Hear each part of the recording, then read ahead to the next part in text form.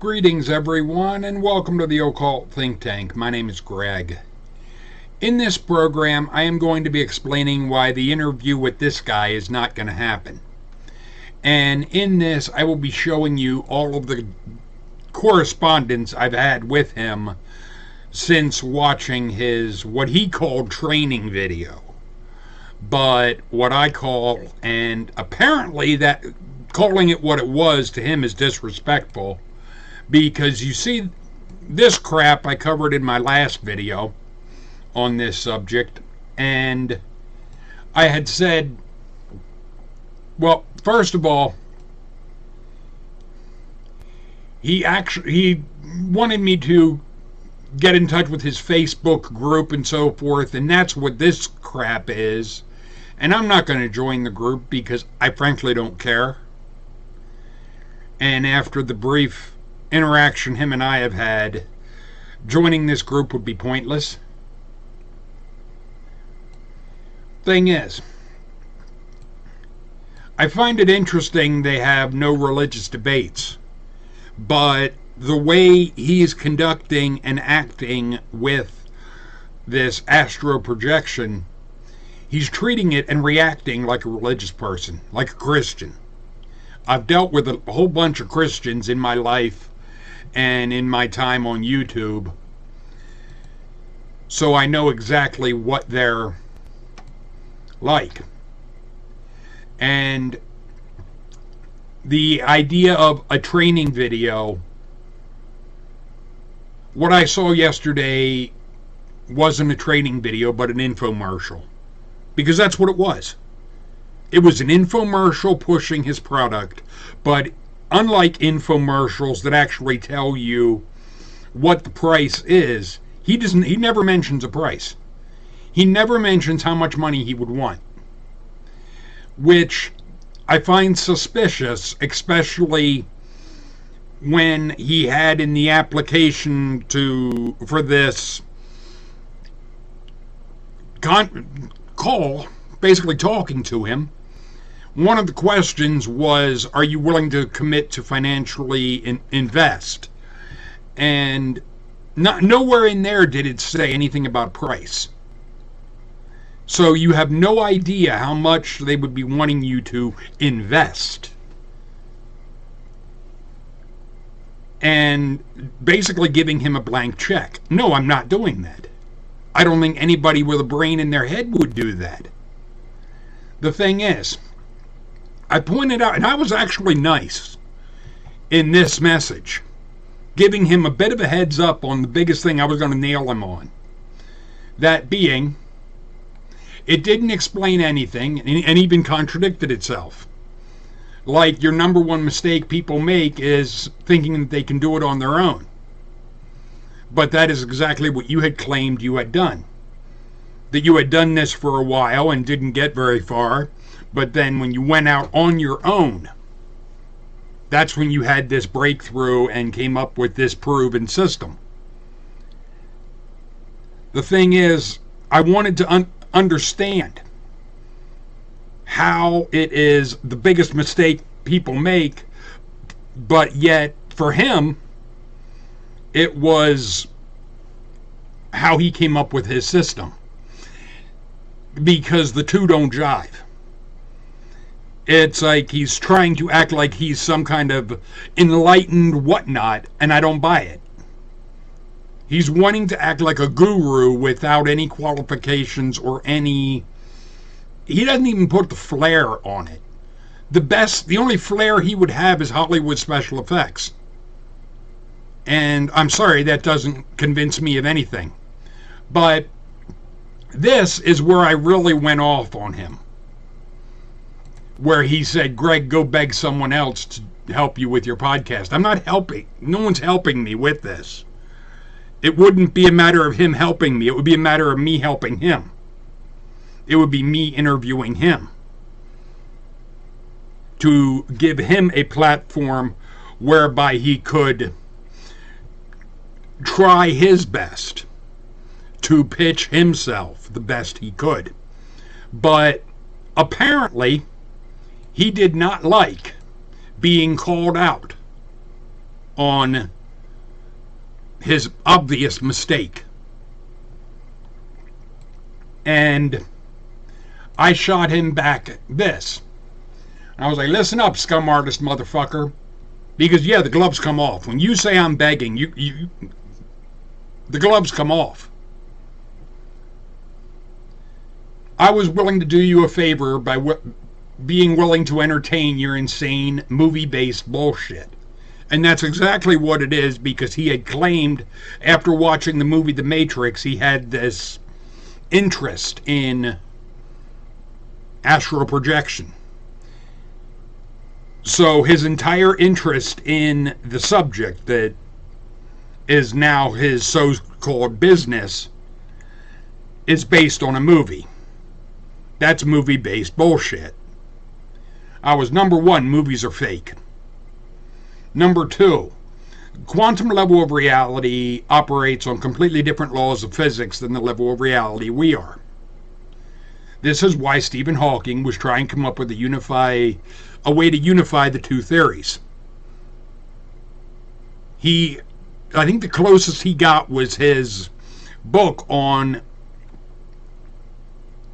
trying to unify the two, A Brief History of Time. But he didn't really unify the quantum and the level we're at. I was like, and number three, there's no evidence a soul or energy body even exists. I'm skeptical regarding that. That would be my first primary motivation with astral projection, because that would confirm that, yes, there is this energy body or spirit body. And then I would have to try to figure out, and so forth, what all the implications behind that would be. It would, even that bit of evidence would go a long way toward bridging a gap type of thing between religious belief and where I'm at, or and where atheists are at. My big objection is he's acting, his messages come across to me as disrespectful. If anyone is disrespectful first, it's him, with his message of go beg someone else. I'm not begging. I never was, I never will. That's not how I operate. I was actually being nice and giving him a bit of a heads up on the biggest thing I was going to nail him on. But at no point in this did I say about it debating him. It wasn't, I didn't have it as a debate, because if I would have it as a debate, I would want to have a moderator. Somebody that would be moderating between him and me. Much like when I did the debate with G-Man. And I had the moderator for that. That's how debates work. There is a specific format for debates. That wasn't what I was going for. This was just to be an interview. But this was his message that I had gotten when I got up tonight, where he says, sometimes I get contacted by skeptics wanting to debate me or prove me wrong about the validity of astral projection. I wouldn't be, and this isn't a slam on astral projection itself. This is a slam on his system. This is a total slam at him. This is not about astral projection. This is about him. This is about this guy.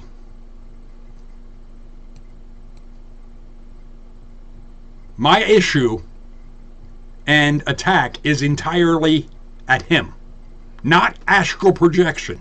Him. Let me make that crystal clear. Everything I am saying is not about astral projection, because astral projection has nothing to do with the crap he is spewing. So, his point right there is completely wrong, completely off base. And then he says, it would be a total waste of my time and energy to try to convince somebody who is so biased and rigged in their belief system. I'm not biased, nor do I have a rigged belief system. I am skeptic. I am a skeptic. I am skeptical. Does not mean I'm biased. It means I want evidence. It means you're not just going to be able to spew bullshit and have me just buy into whatever insane bullshit you want to spew.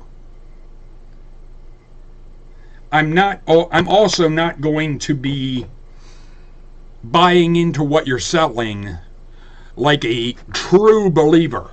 That's not me. That's not how I operate. I don't do softballs. My interviews with Mark were at times, if you want to use the term softball. But there were times I got a little bit more gruff in my assessment of the God figure. And then he says, they're just not ready. In my response here, I totally tear into him completely.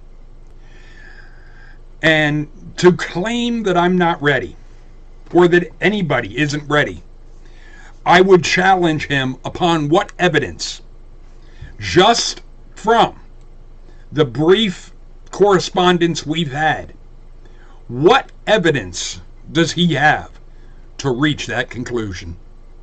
To reach the conclusion of someone isn't ready. And who is he to dictate who is ready and who isn't? This seems to my brain like what he is looking for are true believers.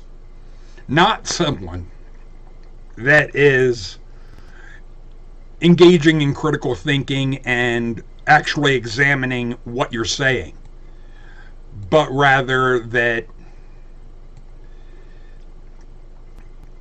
okay, I'm trying to remove this shit and I can't, but anyway, to have somebody wanting to be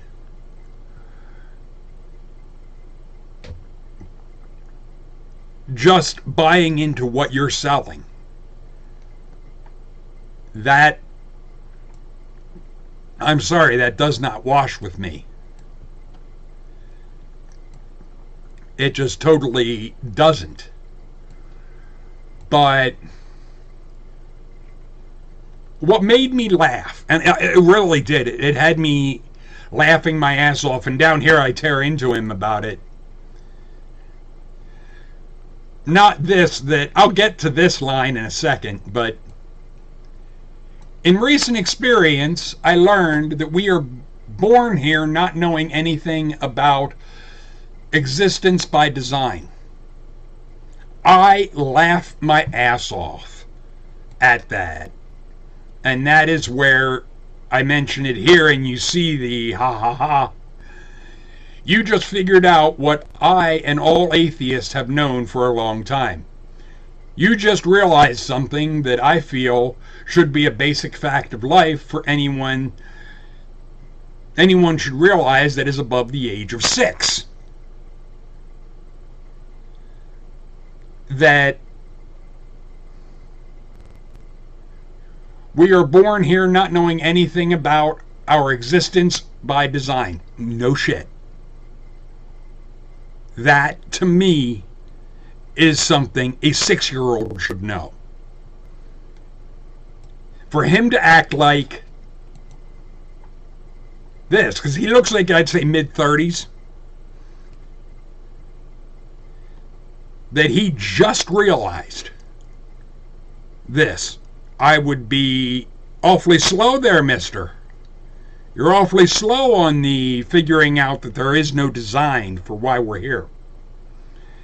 Because I would also point out, and I would have pointed out in the interview, that his question of why are we here and so forth, regarding he was making movies and it didn't answer why we are here. It's not going to. When you're in a profession like making Hollywood movies, or be it doesn't matter if you're working convenience store, grocery store, in a factory, none of it is going to answer the philosophical question, why are we here? Why are we here is a question of philosophy. It is not a question that any job will address, unless maybe if you're a preacher. But then what you're going by for that isn't so much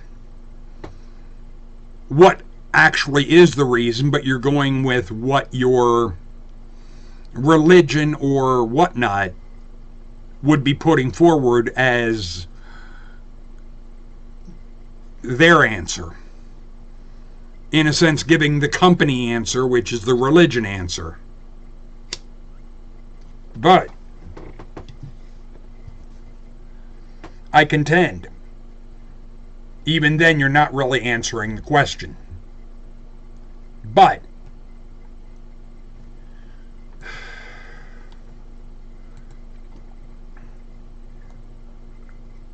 and the thing is, by not knowing, we naturally go on a life journey to seek the truth and ultimately unity consciousness source.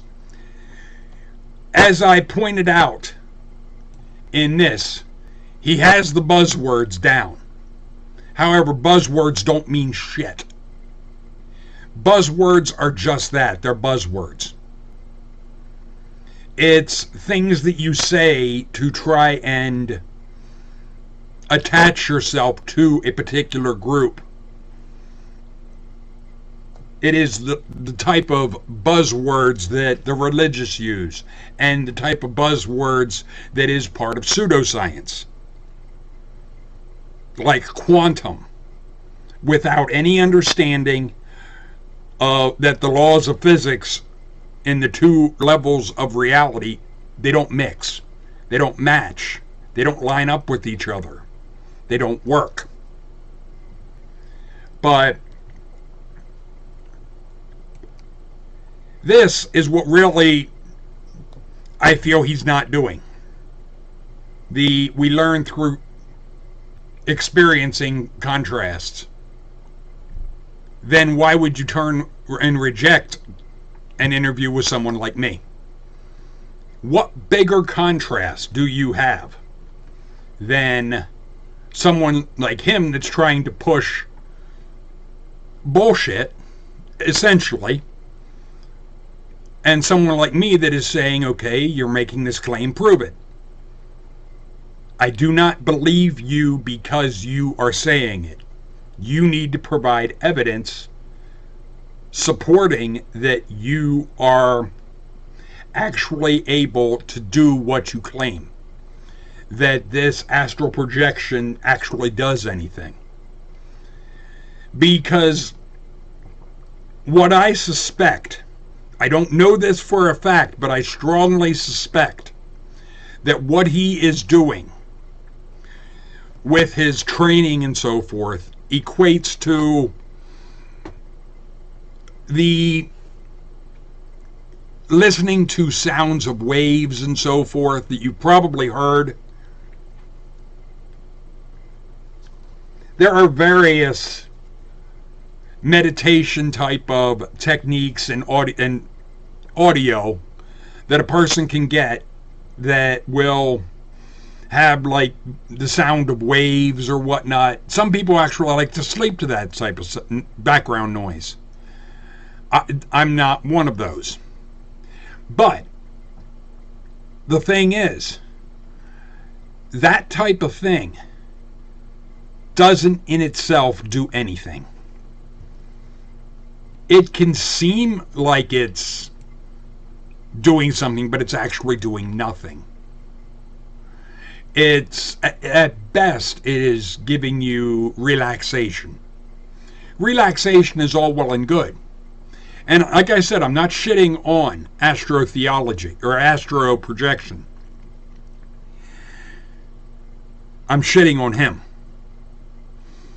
and how closed-minded and how religious he is in what he's doing, in his approach, in his reaction to me. I gave him a heads up on a major contradiction in his message and basically gave him fair warning. This is what one of the things I'm going to ask you. Heads up. Be aware. And in doing that, I guess he was showing me and all of you that one question was too much for him. That one issue with his story was just too much. And that, to me, says everything.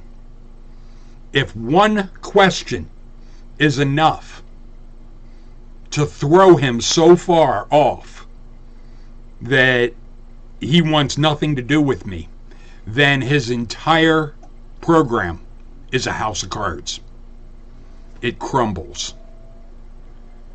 Because he has nothing.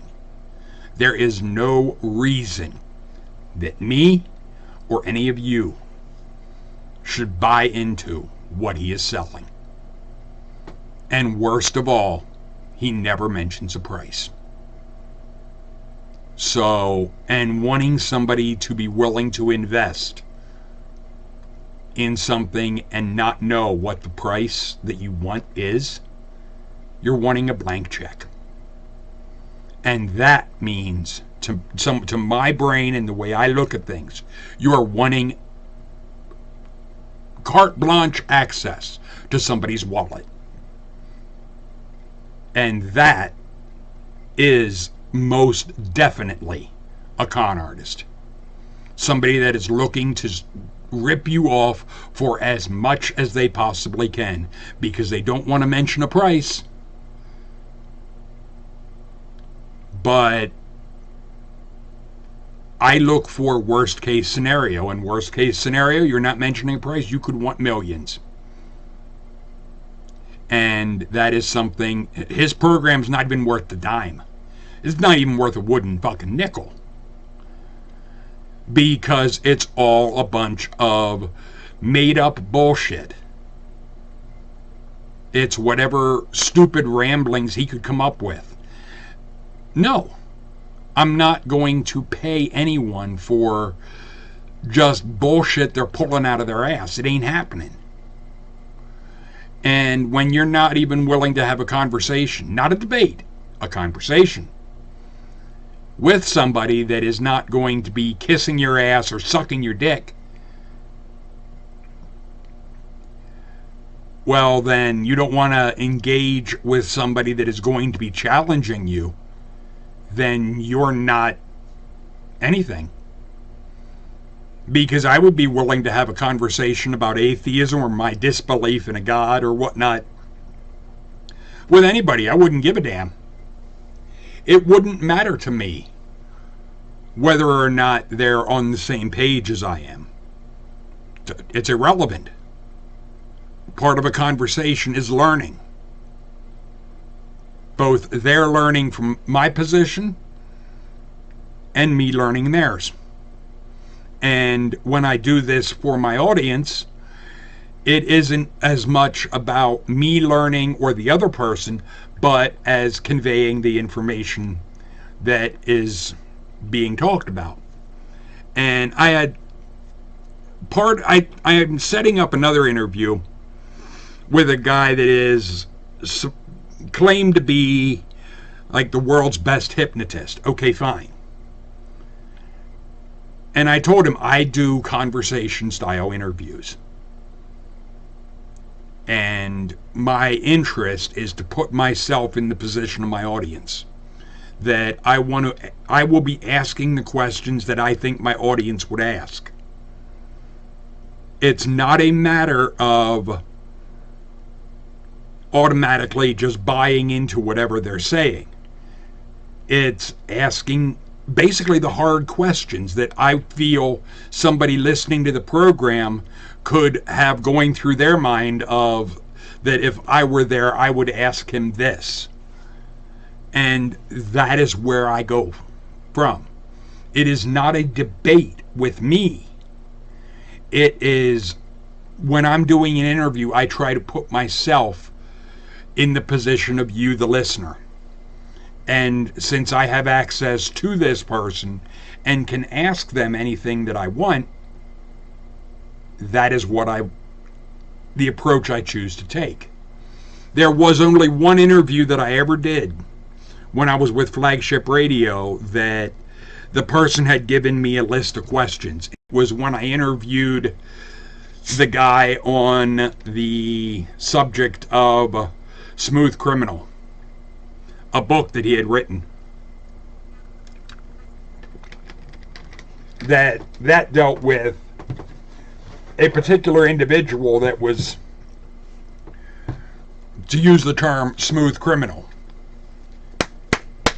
And in case you're wondering, yeah, up there is where I keep my cigarettes. But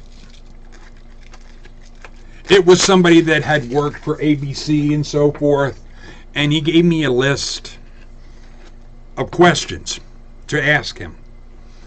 I started off that way, and after about the second or third question, I realized I'm asking him something he just answered.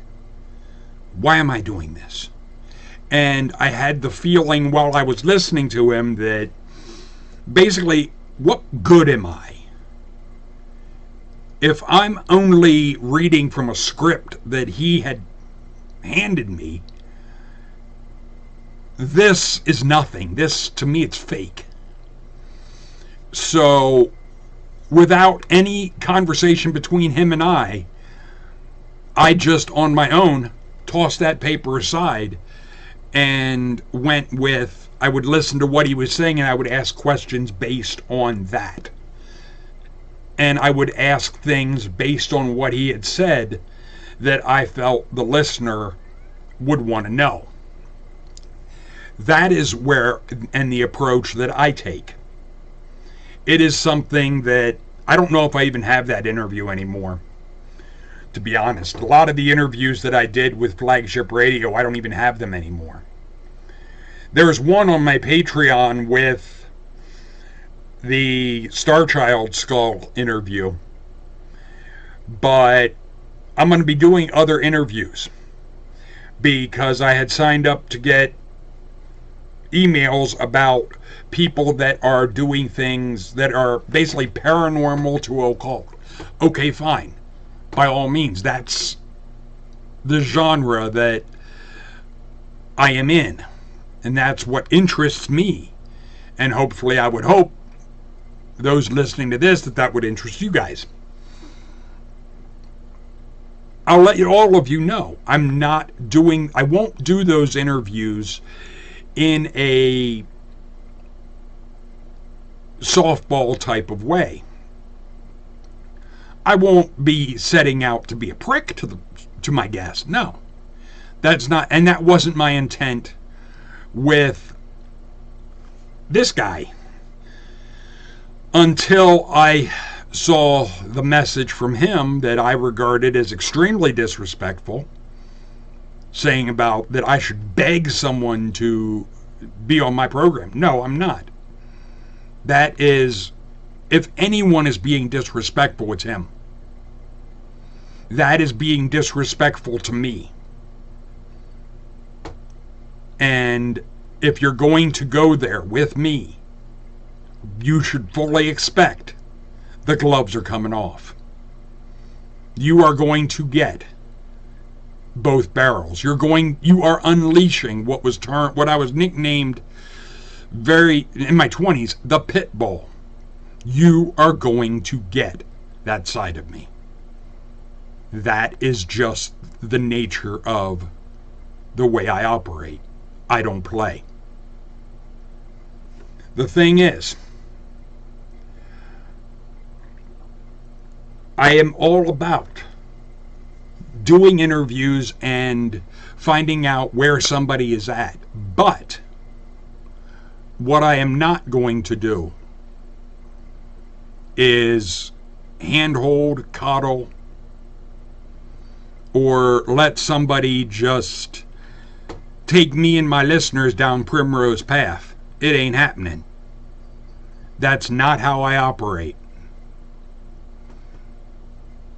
I am all about getting at the truth, getting at what can be proven. If you have something that is speculation and theory, that's fine. We can go there. But I would just be wanting to establish this is speculation, this is theory. This is not something you can prove. There are a lot of so-called programs for astral projection. I came across another that is a list of 10 dangers of astral projection you need to know. And I'm going to be doing that, a video on that, and I'm going to try to be serious. But I'll just give you guys a heads up on one of the things that's on there is about evil spirits wanting to have sex with you. And there is a line in there of they will want to suck the energy out of you. And I'm just like, they're that hard up on this spiritual level. I mean, there's no other entities or whatnot that they can engage with. They have to suck the energy out of you. Okay. To me, it's absurd. It is laughably absurd. If such would be real, I would be okay. But I don't think I would engage in that just because I would most likely look at a spirit and be, we have to go to dinner first or something. I'm not that easy. I mean, come on. But if that type of thing, and just to give you another heads up with that list, I'll show you guys that list because there are obvious spelling mistakes. And I'm not saying that somebody has to be perfect in their spelling, but if you're going to be pushing something that you are trying to claim to be an expert on something, and you have where they do at one point, and it threw me when I was reading over it of or course, not of course, or course, and inpatient, not impatient, inpatient. It really, when I told my ex about this, she was maybe they were an inpatient somewhere. The thing is, that type of thing, it's that list of 10 dangers I regard as absurd. And yes, of course, at the bottom of that, they have about taking their course and doing their whatnot. No. No. When what you're putting out, that I'm going to show you guys in that video, is something that is so absurd and laughable, to me, you're a joke. There's nothing real about what you're selling. You should strictly do it for comedy, because that's all it is. I'm not saying astral projection is all a load of crap. Could very well be. I don't know. But as far as for the program from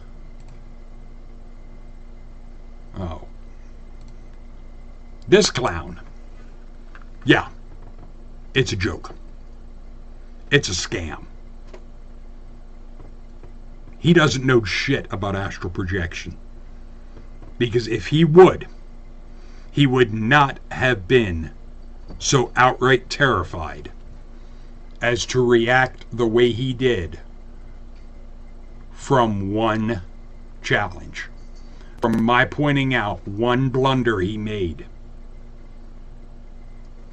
and him exposing himself of basically being disrespectful to me. Bottom line, you want to engage in that type of behavior, don't be looking at me to be nice. I don't play. I don't fuck around. Feel free to leave your thoughts and comments in the comment section. Later, people.